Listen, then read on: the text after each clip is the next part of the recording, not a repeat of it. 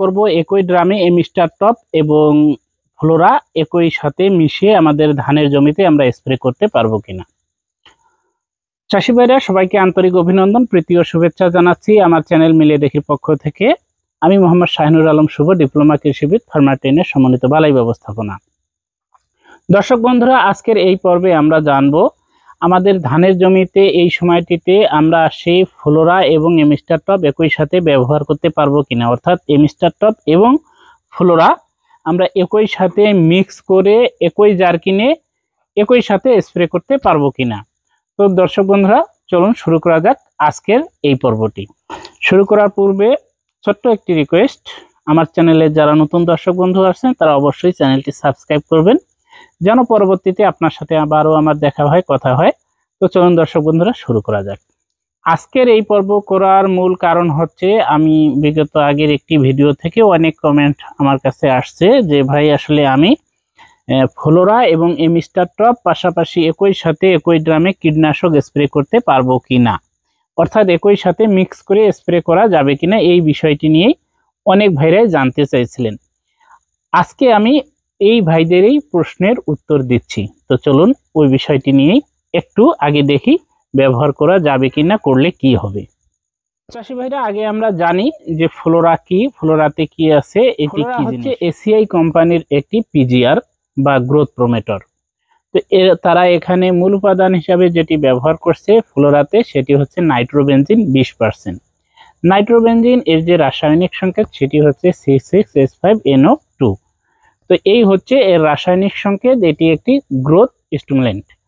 তো এটি আসলে ব্যবহার হয়ে থাকে ফসলের ফুল ঝরা রোধ করার জন্য, বেশি ফুল ফল বাইর হওয়ার জন্য, ফল ফেটে জানি না যায় সেই জন্য, গাছের পুষ্টি যোগান দেওয়ার জন্য।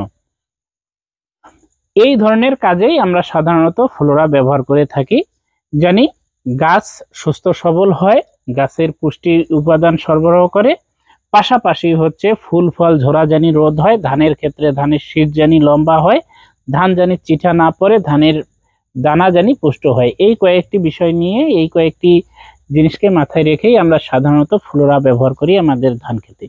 পাশাপাশি যেই সময়টিতে আমরা ফ্লোরা ব্যবহার করতেছি সেই সময়ে আমাদের ধান খেতে ছত্রাকজনিত অনেক সমস্যার সম্মুখীন আমরা হই। তো এই ছত্রাকগুলো দমন করার জন্য আমরা অনেক ক্ষেত্রেই বাংলাদেশে বহুল ব্যবহৃত একটি ছত্রাকনাশক, যেটি হচ্ছে এমিস্টার টপ।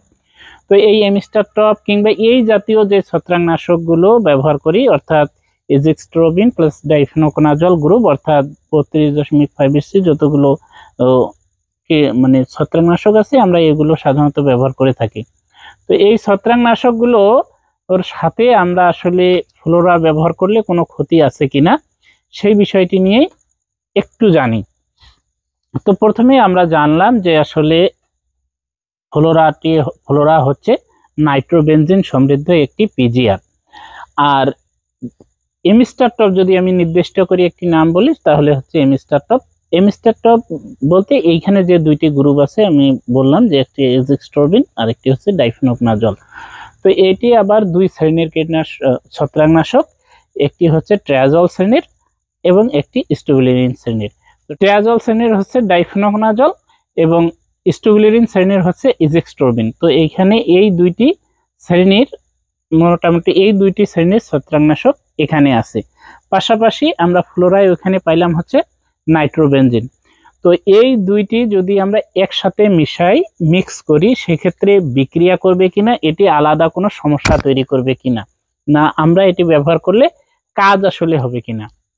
দর্শক বন্ধুরা, আমরা এই নাইট্রোবেনজিন এবং এই ট্রাইজল শ্রেণীর অথবা স্ট্রোবিলিরিন শ্রেণীর যে ছত্রাকনাশকগুলো আছে, যেমন ডাইফেনোকোনাজল এবং এজিক্সট্রোবিন, এগুলো একই সাথে মিশালে হয়তো বড় ধরনের কোনো রকম বিস্ফোরণ হবে না, বড় ধরনের কোনো বিক্রিয়া হবে না। তবে এইগুলো যদি আমরা একই সাথে একই পাত্রে মিশাই, তাহলে ওই পাত্রে যেই পানির সাথে মিশাবো সেই পানির পিএইচ এর মান পরিবর্তন হয়ে যাবে, অর্থাৎ পিএইচ, যে পানির পিএইচটা থাকবে সেটার কিন্তু মান পরিবর্তন হয়ে যাবে। তো এই পরিবর্তন হলে একটি আরেকটির সাথে, আমরা কি বলি যে দুধ যেমন ফেটে গিয়ে নষ্ট হয়ে যায়, সেই রকম কিন্তু একটি আরেকটি দ্রবণ কিন্তু নষ্ট করে ফেলবে। তো এই দ্রবণ যদি নষ্ট হয়ে যায়, তাহলে যেটি হবে সেটি হচ্ছে যে অনেক ক্ষেত্রে জমাট বাঁধা হয়ে যেতে পারে, অনেক ক্ষেত্রে অধিক ফেনা হয়ে যেতে পারে, অনেক ক্ষেত্রে যেই জিনিসটা আমরা প্রয়োগ করছি সেটা কিন্তু আর ওই জিনিসটা নাও থাকতে পারে, অর্থাৎ বিক্রিয়া যদি করে সে আলাদা একটি আকার ধারণ করে, আলাদা একটি দ্রব্য তৈরি করে, তাহলে কিন্তু আর সেই জিনিসটা থাকলো না। অর্থাৎ আমি যেই জিনিসটা ব্যবহার করছি সেই জিনিসটা কিন্তু আর সেটি থাকলো না, ওটি আলাদা একটা কিছু ধারণ করে ফেলবে।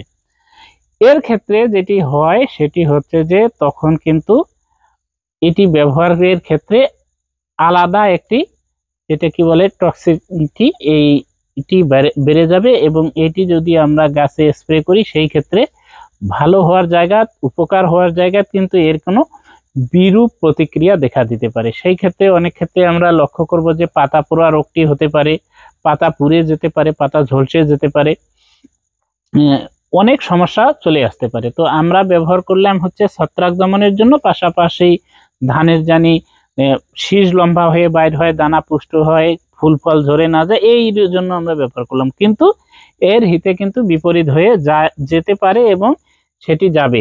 আর যদিও না যায় সেক্ষেত্রে যে কোনো একটি হয় ছত্রাকনাশক কাজ করবে না, না হলে আপনার এই ফ্লোরা যে ব্যবহার করলেন সেই ফ্লোরা কিন্তু কাজ করবে না।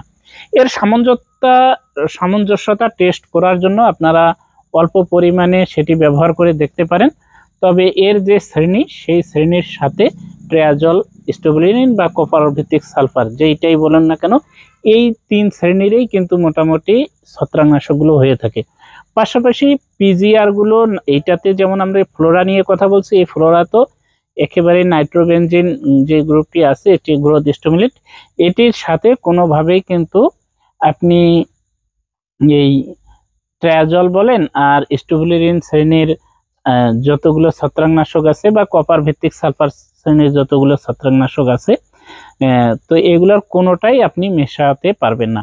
যেমন এই ট্রায়াজল শ্রেণীর ছত্রাকনাশকের সাথে যেমন আপনার এমিস্টার টপে এজেক্সট্রোবিন ডাইফেনোকোনাজল আছে, আবার নাটিভ হতে টেবুকোনাজল আছে, নাভারাতে সিপ্রোকোনাজল আছে। তো এই ধরনের জল যতগুলো আছে, তো এই জল শ্রেণীর কোনো কিছুই এখানে মেশা যাবে না। পাশাপাশি যে ট্রায়াজল তো যাচ্ছেই না, এবং স্টোবিলিন শ্রেণীর যেমন এজেক্সট্রোবিন এটিও যাচ্ছে না।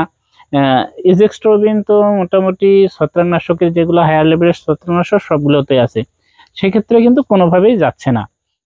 তো এখন হচ্ছে যে আমরা যদি কীটনাশকের ক্ষেত্রে কীটনাশক ব্যবহার করি সেই ক্ষেত্রে কি আসলে মেশানো যাবে?